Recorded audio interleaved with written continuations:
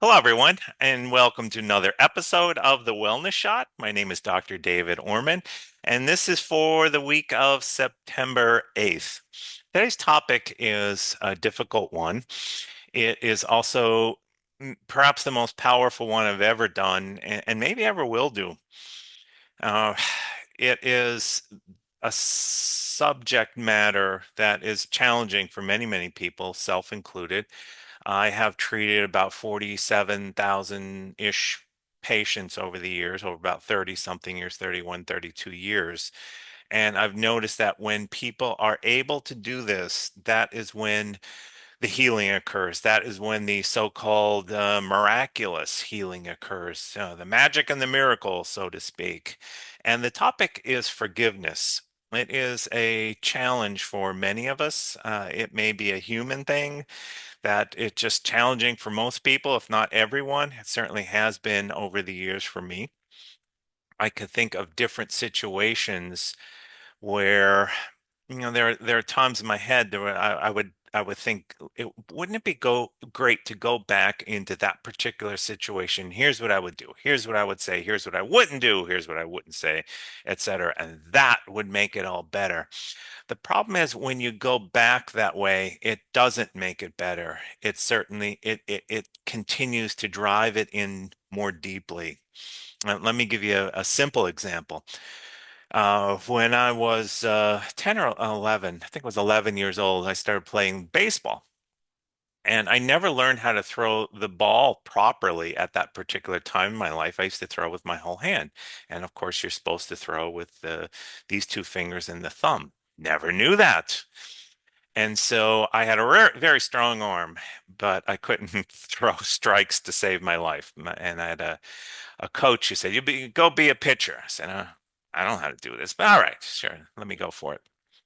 And I could throw hard, but I couldn't throw strikes. And I've noticed that because I would throw this way, my elbow started hurting as if there was a knife going through there. And I can remember one particular game, he calls a timeout, and in the middle of the field starts kind of reaming me out that, you need more guts to throw this. You need this. I'm 11 years old. I don't know what I'm doing yet. I don't never pitched a game in my life. Don't even know how to hold a ball. And here's somebody ripping into me. His name was Sam, and I imagine he's on the other side by now. Hopefully listening to this and having a different perspective on it the way I did. And it really bothered me. It bothered me for the rest of the year. Next year, I got a new coach. I was 12 years old, and I had a new coach in Little League. His name was Jim Mateo, and he's on the other side. And I really hope you're listening now because he was night and day. He showed me how to throw the ball properly. He knew that I didn't like pitching and I wasn't particularly good at it, but I did have a strong arm. So he said, go put the catching equipment on. And I went, uh, okay, fantastic. I took to it like a duck to water. It was all-star games and all-star teams and MVPs from age 12 to when I stopped at about age 22, 23. And it was all because of him as a catcher. I became known as the catcher. And aside from the fact that it helped heal my elbow, never had arm problems, it opened up a whole new world. And I began really enjoying the world of baseball. And it just took somebody to say something different, to take a much different approach. And for years, it bothered me because I would bump into Sam. It was a small town. I'd bump into him now and again, and he always used to take cheap shots, here and there. Yeah, well, if you could do what you did when I was playing, uh, and I never understood it, and it really would bother me. And what bothered me more is I never said anything. And then years later, I realized that, he probably had his own issues and pushed them. And it's those issues are usually other than conscious issues and pushed them on other people, self included. And there is a much better way. I began to realize there was a much better way of dealing with these. And that one was relatively uh, small, but there were certainly others that everybody goes through. I certainly have gone through that were much more dramatic. And there are a couple of ways to help deal with these. Number one is sitting with your suffering, meaning be quiet, find a space, find darkness, close your eyes and feel. Does it hurt? Yes. Is it as bad as what you think it is? No, it's worse.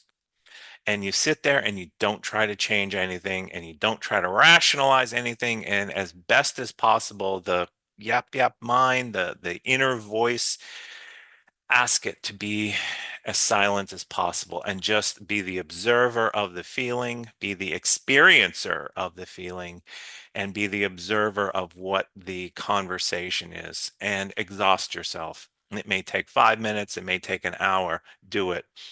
And yes, it is as bad as what you may think it is. And then do it a couple more times and do it a couple more times after that. And then at some point, you'll realize there's nothing left there. You on an other than conscious level converted that fear, that anger, that embarrassment, that humiliation, whatever that energy that you're calling, you converted it into something else. And you converted it into something else by not fighting it and by allowing it to move. That's one way of doing it. Number two, do something physical. For me, one of the reasons why I created the Bagua course, because Bagua, that particular martial art, I'm calling it a martial art, but it's actually a movement like Tai Chi. And the way it was taught to me and the way I end up making it even better is the use of breathing, the use of acupuncture points, and moving in concentric circles. Moving in counterclockwise repels things. So what I didn't want to feel, I would make sure I would be moving in a counterclockwise. What I did want to feel, I would make sure I move in a clockwise direction. That was an enormous help for that. And then recognizing that forgiveness is a liver issue. And so when you can strengthen the liver, when you can detoxify the liver during the detox seasons, meaning the change of season, usually it's springtime and then fall. Those are the times you want to do detoxes for the liver. You do not want to do them during winter in particular, and you don't want to do it continually. And there are very specific ways depending on your size, depending on what's going on. I'll do another video clip on what you can do.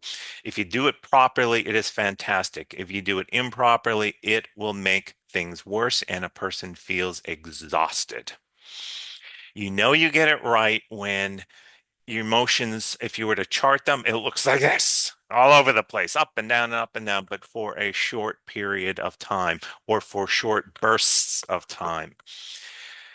And then afterwards, there is a calmness, there's a steadiness, there's a clarity in your vision. Not only vision as in, gee, I could read this book now, but vision as in, I see things differently. Everything looks differently. My perspective is much clearer or cleaner or whatever the case is. That's when you know you really nailed it. And when you do the detoxes properly, as well as the movements, as well as the sitting in silence with your suffering, everything changes. You sometimes when you hear these clips on things such as the law of attraction or how to make more money one of the things that people mention are the blocks, whether once you have to clear the blocks, you have to clear the blocks, but people don't always tell you how to clear the blocks. And the blocks that you're aware of, they're not the blocks. The blocks that are on an other than conscious level, meaning they're occurring out of habitual thinking, out of habitual doing, out of habit, period.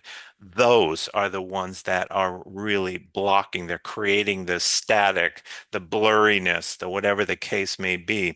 And when you take that energy, which is stagnant energy, and you're able to move it, that's when things begin to open up.